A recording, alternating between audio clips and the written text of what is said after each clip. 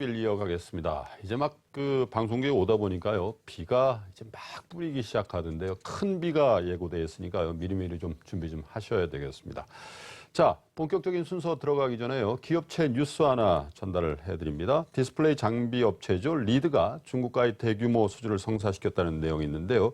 관련해서 리드의 임종열 대표와 전화 연결해서 상세한 내용 좀 들어보겠습니다. 대표님 나와 계시죠? 예. 네, 안녕하세요. 예, 안녕하세요. 예. 김종렬입니다. 예, 먼저 중국하고 대규모 수주 공시가 방금 전에 떴던데요. 어떤 내용인가요? 예, 금일 공시한 내용하고 같이 중국 그 제일 큰 메이저 LCD 패널 메이커 중 BOE에 새로 시작하는 공장이 있습니다. B10이라고. 네. B10에서 저희들 8세대 장비 2,900만 불 PO를 받았습니다. 예, 2,900만 불이면은 상당한 금액인데요. 예. 자, 이런 수주 사업의 의미와 함께요. 앞으로도 이런 수주가 좀 이어질지의 전망도 좀 부탁드리겠습니다. 예, 저희들 그 이번 수주는 일반적으로 저희들 계속 매년 이 정도 네. 수주는 기본적으로 BOE부터는 받아왔는 수주고요. 중국 그 의미는 중국 메이저 LCD 제조업체로부터 신뢰할 수 있는 장비 메이커로 네. 재신임받은 수주라고 할 수 있습니다. 특히 8세대 이상 장비는 실적과 경험을 통해 선도업체로서의 자리매김도 했고, 앞으로 그 중국에서 검토 중인 그 10세대 이상 대형 장비에서도 아마 이번 수주가 기술적인 우위를 네. 유지하여 지속적인 수주를 아마 할 수 있을 거로 예상합니다.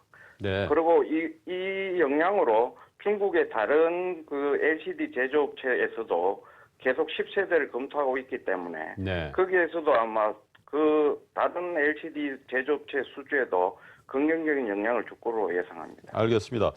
어렵게 전화 연결됐으니까요. 겸사겸사해서 올해 경영 그 목표하고 비전도 좀 밝혀주시면 고맙겠습니다. 예, 저희들 원래 목표는 제가 작년에도 아마 인터뷰를 했는 것과 같이 올해 매출을 한 500억 달성하는 거로 목표로 하고 있고요. 아마 그거는 무난하게 달성될 거로 봅니다.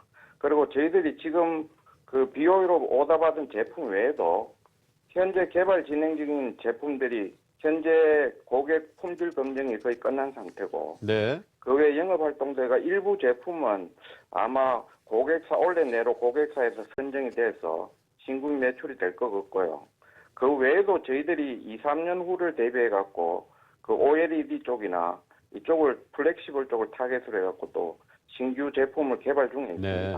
아마 이런 게 활성화되면 2, 3년 내로 매출 비중이 신규 장비에 아마 매출 비중이 50% 이상 차지할 수 있는 그런 회사가 될 거로 기대합니다. 네, 알겠습니다. 지금까지 리드의 임종열 대표와 전화 연결해봤습니다. 대표님 고맙습니다.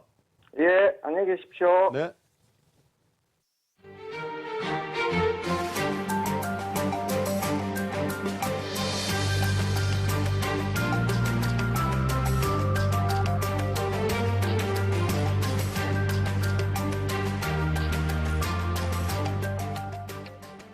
자, 월요일입니다. 키움증권의 홍춘욱 박사 모시고요. 7월 그리고 하반기 경제 전망 또 증시 전망 좀 해보도록 하겠습니다. 어서 오십시오. 네, 안녕하세요. 브렉시트 이후에 일주일 좀 더 지났습니다. 많이 바쁘셨죠? 어떻게 보내셨어요? 네. 그 애널리스트 생활 오래 했지만 예. 지난주만큼 바쁜 시기는 참 드물었던 것 같습니다. 일단 예상 밖의 사태였던 것도 사태였지만 또 네. 그 커니 BOE 총재를 비롯한 예. 전 세계 그 주요국 중앙은행 총재들의 그 말 한마디 사실 그걸 보면 아직 행동에 옮겨지진 않은 네. 어떤 대응이라도 하겠다, 경기 네. 부양 정책을 네. 준비하겠다라는 말 한마디에 그렇게 또 금방 반응하는 그런 모습을 보면서 아직 시장이 살아있구나. 그리고 더 나가서 브렉시트 관련돼서 예상하지 못해서 시장이 당한 것이지 펀더멘탈에 대한 아직 신뢰는 남아있구나 이런 느낌은 좀 들었습니다. 네. 어쨌든 뭐 근자에 보면요. 꼭 뭐 브렉시트뿐만 아니라 뭐 한국은행의 금리 인하도 그랬고 뭐 여하튼 이 거시경제에 영향을 미치는 결정들에 대한 이 애널리스트나 이 이코노미스트의 전망이라는 게 잘 안 맞더군요. 그래서 불확실성의 시대인 것 같아요. 왜 그럴까 이렇게 저도 고민을 많이 해봤는데 전에 없이 더 그런 것 같아요. 일단 그 중앙은행을 비롯한 여러 통화정책 당국 분들이 아무래도 시장이 다 예상한 정책을 펼치게 될 때는 경제에 그렇게 큰 영향을 못 준다라는 네. 점을 생각을 하면서 좀 그 전에 물론 힌트는 주시지만 아주 그렇게 강력한 힌트를 잘 주지 않으면서 시장의 예상을 좀 못하게 만들면서 목표했던 그런 의도했던 성과는 뭐 당장 우리나라 한국은행의 금리 인하 이후에 우리나라 국채금리나 대출금리들이 그렇게 많이 빠진 거 보면 그러니까. 뭐 소기한 성과는 분명히 거뒀다고도 볼 수 있겠죠. 두 번째는 역시 이번 브렉시트 같은 그런 사태들처럼 세계 시장이 굉장히 복합해지고 다양해지면서 예. 우리가 미처 거기까지 공부 못했던 여러 일들이 우리 삶에 우리 주식시장에 미치는 영향들이 굉장히 많아져 버리니까 거꾸로 우리가 통제할 수 없는 변수에서 터지는 사고라고 해야 될까 이벤트에 대해서 네. 또 저희들이 예측 못하는 부분이 또 통화 정책으로 또는 경제 정책으로 반영되는 면이 있는 게 아닌가 그렇게 생각됩니다. 홍춘욱 박사님한테 얘기한 건 아닙니다. 일반적으로 지금 그 전체적인 세계의 불확실성을 제가 강조하다 보니까 그런 말씀을 드린 거고요. 저 포함해서 최근에 모든 이코노미스트들의 승률이 많이 낮습니다. 인정합니다. 그래서 더 우리 홍춘욱 박사 같은 이코노미스트나 이런 분들이 더 필요한 거 아닌가 그런 생각도 드는데요. 어쨌든 그래도 장세의 진행 과정을 보면 이것도 의외였던 것 같아요. 그렇습니다. 그렇게 뭐 폭락할 거라더니 전고점 다 전 그 지수대를 다 회복하고 있는 상황인데요. 예, 특히 왜 그렇게 된 걸까요? 미국 S&P 500 지수 같은 경우는 불과 1% 정도 사상 최고치 남았더라고요. 그러니까요. 역시 그 세 가지 정도 이벤트가 있지 않았나 생각되는 게 브렉시트가 시장의 예상을 벗어난 이벤트였던 만큼 그에 대한 정책 당국들의 대응도 시장의 예상을 벗어난 수준으로 아주 전격적으로 단행됐던 측면, 특히 그 영국 BOE, 영국 중앙은행이라고 부르는 잉글랜드 은행이 내놨던 정책들이 바로 여름에 경기 부양 정책을 준비하고 있다. 야, 이게 참 그 쉽지 않은 중앙은행 총재로서 커니 총재가 원래 캐나다 분이시죠. 그렇죠. 그래서 수입해 간 예, 거예요. 다른 나라 중앙은행 총재를 수입해서 쓸 정도로 굉장히 유능하신 분이라는 건 알고 있었지만 중앙은행 총재로서는 좀 참 놀라운 수준의 어떤 그런 전격적인 그런 발표가 있으셨고요. 그렇죠. 두 번째로 또 우리가 관심을 가지고 좀 봐야 될 부분들은 유럽에서 발생한 이벤트가 나온 사이에 월 말에 항상 미국 쪽 경제 지표들이 중요한데 미국의 소비 지출 통계라든가 아니면 ISM 공급관리자협회 제조업 지수 같은 핵심 통계들이 다들 시장 예상을 부합하거나 비트하는 그런 모습을 보여주면서 금융시장 참가자들에게 일단 유럽은 좀 어려워도 미국은 괜찮다라는 그런 기대들을 불러일으킨 것. 마지막 세 번째는 이제 곧 7월이니까 2분기 어닝 시즌이 시작되는데 2분기 어닝 시즌을 앞두고서 나오고 있는 애널리스트들의 이익 전망을 보니까 한국도 개선되고 있지만 특히 미국은 그 2014년 하반기 미국 그 국제 유가 급락 사태 이후에 에너지 관련 기업들 실적들이 되게 나빠졌었는데 그렇죠. 그 이후 거의 한 1년 반 만에 처음으로 2분기 실적이 지난해보다 좋아지는 다시 말씀드려서 어닝이 완만하지만 아주 강하지는 않습니다만 상향 조정되는 그런 흐름들이 나타난 이런 세 가지 요인들로 인해서 금융시장 참가자들 사이에서 특히 이 가치 투자자라고도 부를 수 있는 바텀업 투자자라고 저희들이 부르는 이 경제의 매크로한 그런 거시경제 측면은 예상이 안 되니까 난 포기할래. 대신 나는 개별 종목의 이슈에 집중하겠어라고 이야기하시는 그런 바텀업 투자자들의 적극적인 주식 매수가 유입된 거. 이런 것들이 최근 시장을 강하게 끌어올린 재료라고 할 수 있겠고 또 7월 증시를 낙관하게 만드는 요인이라고도 볼 수 있겠습니다. 이 재료 모두는 아직 좀 살아있는 그런 요인이라고 볼 수 있겠습니다. 그렇군요. 근데 이제 항상 그렇더군요. 시장 전망이 비교적 낙관 일색일 때 주가는 조정기에 들어가고 또 비관 일색일 때 반등에 들어가는 그런 것들을 우리가 참 경험칙으로 많이 배우는데요. 지지난주 금요일만 하더라도 세상은 온통 암흑이었고, 그죠? 맞습니다. 또 블랙시트라고 이제 원래 이제 저 브리티시 엑시트인데 뭐 까만 양탄자 뭐 이런 얘기도 하고 시시라는 단어가 또 안 좋은 의미도 있으니까 뭐 그렇게도 썼는데 일주일 정도 지난 다음엔 야 이렇게 큰 일이 있었는데도 이 장이 버텼다는 건 앞으로 된다는 거 아니야? 이런 생각으로 이제 낙관론이 또 굉장히 많이 퍼져 있는 것 같아요. 그래서 반대로 한번 생각해 볼게요. 7월장을 규정하는 제약 요건은 또 뭐가 있을까요? 네, 크게 봐서 두 가지 정도 요인이 금융시장의 참가자들에게 제일 지금 고민이 많고 관심이 많을 것 같습니다.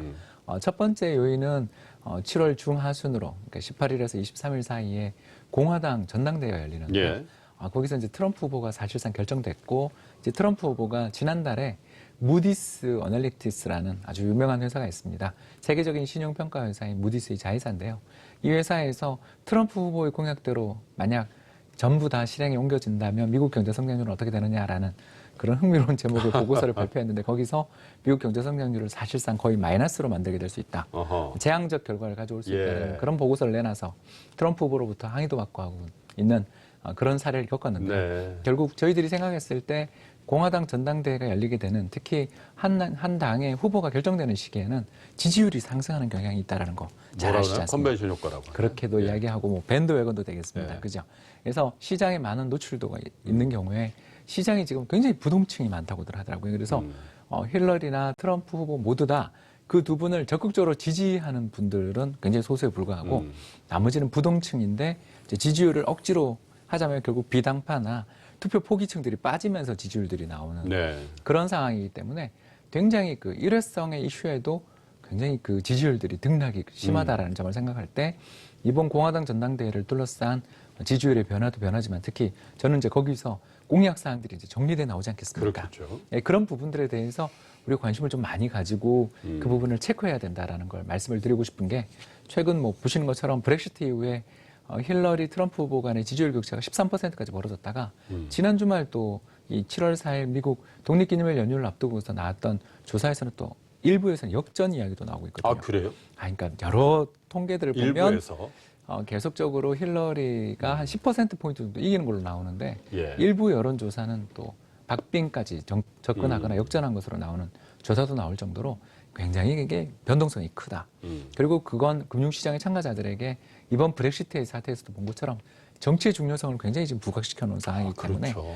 이 부분에 대해서는 관심을 좀 가지시는 게 좋다. 그리고 이제 두 번째 요인이 앞서도 말씀드린 것처럼 시장이 브렉시트 이후의 조정을 바로 극복하고 올라오면서 특히 S&P 500 지수 기준으로 해서 지금 사상 최고치 1% 정도로 예. 붙어버린 그런 상황이 됐습니다. 그런데 지금 문제가 뭐냐면 지난 2015년 여름부터 시작해서 세 차례나 사실은 지금 사상 최고치 돌파를 시도하다가 계속 번번이 막혔던 꺾였죠. 전략이야. 예. 예. 그래서 지난해 11월, 올해 또 5월에 다 사상 최고치 근접했다가 이 돌발적인 이슈들, 예를 들어서 뭐 중국의 위안화 평가자라든가 아니면 앞서 말씀드렸던 것처럼 그 미연준 예. 전 세계 통화정책 당국들의 금리 인상 같은 그런 이슈들이 부각되면서 조정, 예. 또 올해 같은 경우에는 브렉시트 이런 여러 가지 요인들이 있으면서 시장이 조정받았던 전례가 있어서 차익 실현의 매물들이 출회될 여지에 대해서는 충분히 공감을 좀 하시는 게 좋을 것 같습니다. 그래서 아까 말씀드린 것처럼 미국 애널리스트들의 이익 전망들이 꽤 개선되고 있습니다라는 호재는 이미 시장 가격에 반영된 거 아니냐라는 그런 반론에 네. 부딪힐 수도 있다는 점에서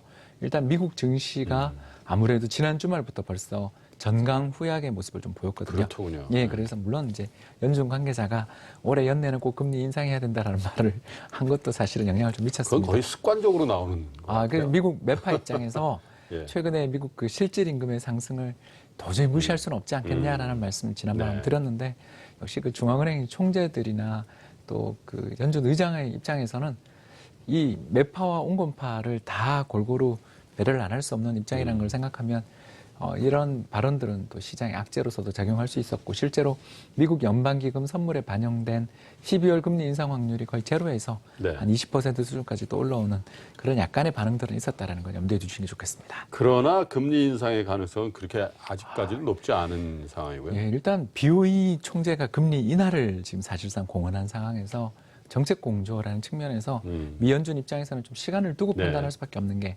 난처한 입장이 아니겠나 생각하고 있습니다. 자, 이제 브렉시트 이슈가 어느 정도 잠복기로 이게 뭐 끝난 건 아닙니다만 잠복기로 들어가니까 이제 다시 도널드 트럼프 이슈가 슬슬 나오는군요.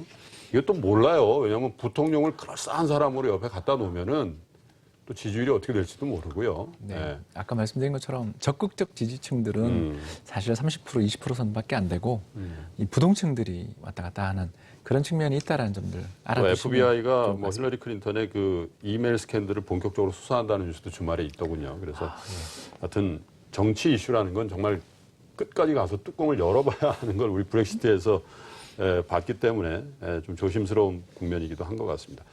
자, 우리 투자자 여러분들이 1993포인트에 와 있어요. 현재 주가가. 네. 2000포인트에 이제 얼마 안 남았습니다. 그래서 야, 이 7월, 8월 장세 이거 어떻게 대응해야 될지 좀 헷갈린다라는 분들이 요즘처럼 많은 때가 없는 것 같아요. 큰 후욕을 한번 겪었기 때문에 더더군다나 그런 것 같은데요. 박사님 생각하는 그 7월 혹은 이 여름 장세 어떻게 대응해야 되는지 팁을 좀 주시죠. 일단 그 볼 것 우리가 믿을 것은 실적밖에 없다라는 말씀을 드릴 수밖에 없을 것 같아요. 네. 지난 6월에 우리나라 수출이 마이너스 2.7, 감소폭은 줄었다고 하지만 사실 조선 관련한 수출이 일회성으로 급증했던 걸 감안하고 본다면 네. 아직도 사실 두 자릿수 감소에 가까운 정도의 상황이기 때문에 기업들의 이익에 대해서 관심을 가지시는 게 좋을 것 같고요. 특히 저희들이 2분기 기업 이익과 3분기 기업 이익들을 갖다가 업종별로 쭉 살펴보니까 예. 그래도 한국을 대표하는 조선 그리고 반도체 같은 또 내구 소비재 같은 그런 업종들의 이익 전망들이 그래도 상향 조정들이 좀 이루어지고 있다는 측면에서 이번 2분기 실적 시즌에서는 기업 실적 개선되고 있는 그런 종목들에 대해서는 한번 관심을 예. 가져보시는 게 좋을 것 같고 앞서 말씀드린 두 가지 악재, 미국 시장이 전고점 그리고 트럼프 후보의 이제 공화당 전당대회에서의 선출 가능성 등을 생각하면 제 생각에 시장에 강한 상승 탄력이 이뤄지는 것은 월 상반 정도로 예상되고요. 월 중반으로 넘어가며 다시 한번 실적 발표가 본격화되는 가운데 개별 종목별 대응을 네. 준비해 보시는 게 어떨까 그렇게 생각을 하고 있습니다. 일단 1992, 93포인트 어간에서 왔다 갔다 하고 있는데 2000포인트는 넘어서 한 2400, 50포인트까지는 월 중반까지는 한번 올라갈 수도 있지만 그 이후에는 실적에 따라서 맞습니다. 개별 종목, 지수는 좀 미련을 버리고 개별 종목 장세에 대비해라 이런 조언이시고. 네, 그런 말씀을 좀 드릴 수밖에 없는 게 아까 말씀드린 것처럼 월 하순경으로 점점 접어들면 접어들수록 네. 그런 아까 말씀드린 제약 요인들이 좀 부각될 여지들은 남아있는 게 아닌가 생각합니다. 알겠습니다. 예. 키움증권의 홍춘욱 박사와 브렉시트 이후에 벌어지고 있는 금융시장의 제약 요인은 또 뭐가 있고요. 또 7월 장세에 대한 전망도 좀 곁들여 봤는데요. 낙관과 비관 사이에서 좋은 판단을 하는 게 투자의 첩경인 것 같습니다. 지금 과연 우리를 제외한 다른 사람들은 낙관하고 있는지 비관하고 있는지도 타산지석으로 한번 생각해 보시는 기회가 되셨으면 좋겠습니다. 박사님 고맙습니다.